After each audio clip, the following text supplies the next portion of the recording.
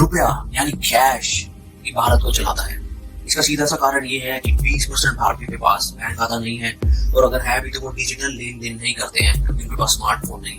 लाखों लोगों को उनके काम के लिए उनका श्रम मिलता है, वो बाहर जाके उसको खर्च करते हैं नकद में। यही कारण है कि 50% से अधिक लेन देन जो है नकद के माध्यम से होता है, और ये नकद को रेगुलेट किया जाता है रिजर्व बैंक ऑफ इंडिया के द्वारा।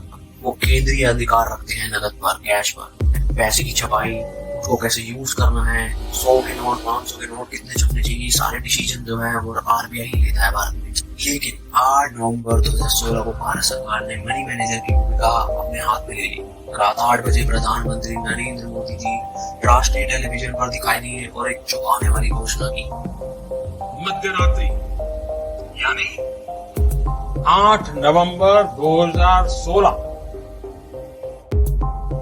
की रात्रि को 12 बजे से वर्तमान में जारी 500 रुपए और 1000 रुपए के करेंसी नोट लीगल टेंडर नहीं रहेंगे, यानी ये मुद्राएं कानूनन अमान्य होगी। लोग खुश नहीं थे। उन्होंने महसूस किया कि धन प्रबंधक के रूप में आरबीआई की भूमिका कमजोर हो रही है। इसलिए कुछ लोगों ने सुप्रीम कोर्ट जाने का फैसला किया और कानून से पूछा कि क्या डीमोनेटाइजेशन कानूनी रूप से वैध है। उनका तर्क था कि जब पैसे के मामले की बातचीत आती है तब आरबीआई प्रमुख डिसीजन लेता है। ऐसे में सरकार नोटबंदी का एक तरफा फैसला कैसे ले सकती है। फिर सुप्रीम कोर्ट ने दोनों पक्षों की दलीलें सुनी। उन्होंने कहा, सुप्रीम कोर्ट की तरफ से ये फैसला आया है नोटबंदी पर केंद्र सरकार का फैसला सही। ये बड़ी खबर आपको बता रहे हैं।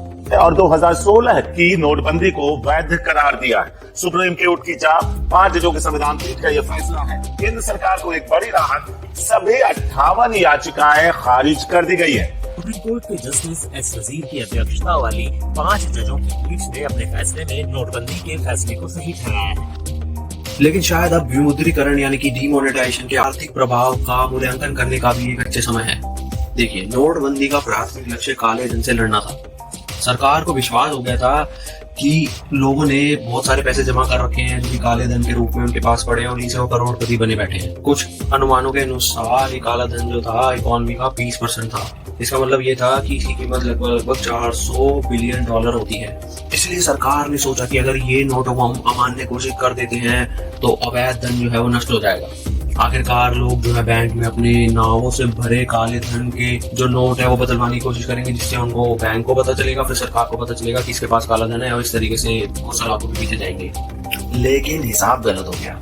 इसे इस तरीके से देखते हैं, यदि 15.4 ट्रिलियन मूल्य के विमुद्रीकरण नोटों का 20 से 30% काला धन था, तो कोई भी इसे आरबीआई के पास जमा क्यों करेगा और मुसीबत में क्यों फंसेगा। वो तो जलाएंगे या किसी न किसी तरीके से छुटकारा पाएंगे, या बैंकों में जमा करा के इसको व्हाइट मनी कर लेंगे। और जाहिर है कि अवैध धन वाले लोग केवल 500 और 1000 की नोटों पर बैठे नहीं थे, वो पहले ही से रियल एस्टेट और आभूषणों में छुपा चुके थे। क्या काला धन फिर इससे सही में खत्म हुआ?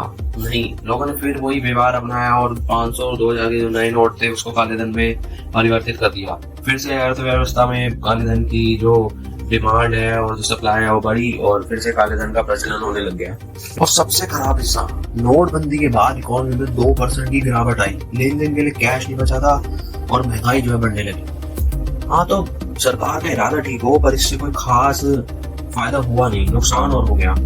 अब बात करें कि भाई कानूनी रूप से तो ये मान्य हो गया, लेकिन शायद ये आर्थिक रूप के लिए बिल्कुल भी ठीक नहीं था और इसमें बहुत सारे रिफॉर्म्स लाने की जरूरत